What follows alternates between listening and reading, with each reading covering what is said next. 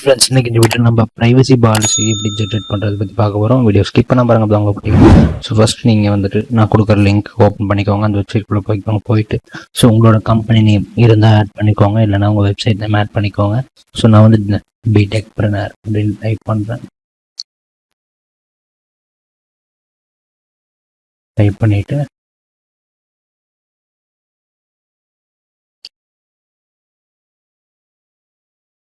So நான் வந்து நான் இந்த photography.com ஸோ குக்கீஸ் யூஸ் பண்ண ஆட்ஸ்ன்னு கொடுத்துக்கோங்க, இல்லைன்னு ஒன்று எடுத்துக்கோங்க. ஸோ நான் ஒன்று கொடுக்குறேன். ஸோ ஆட்சன்ஸ் நீங்கள் ஆல்ரெடி அப்ரூவ் வாங்கிட்டீங்க கொடுங்க, இல்லைன்னு ஒன்று கொடுத்துருங்க. இப்போ கூகுள் தவிர்த்து நீங்கள் வேறு எதாவது ஆட் பண்ண, ஃபார் எக்ஸாம்பிள் அமேசான் அந்த மாதிரி நீங்கள் ஆட் பண்ணால் எஸ்ன்னு கொடுங்க. அமேசான் அஃபிலியேட் மார்க்கெட்டிங் எக்ஸெட்ரா வேறு எது நீங்கள் தேர்ட் பார்ட்டி இன்டெகிரேஷன் இது பண்ணிங்கன்னா உங்களுக்கு இதாக இருக்கும். இதுக்கு எஸ்ன்னு கொடுத்துக்கோங்க. ஸோ நெக்ஸ்ட் வந்து இந்தியன் கொடுத்துக்கோங்க.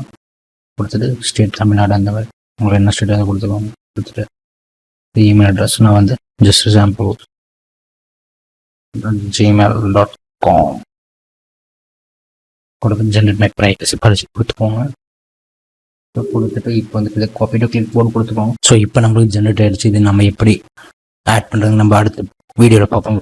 மறக்காம சப்ஸ்கிரைப் பண்ணிக்கோங்க. And thank you friends.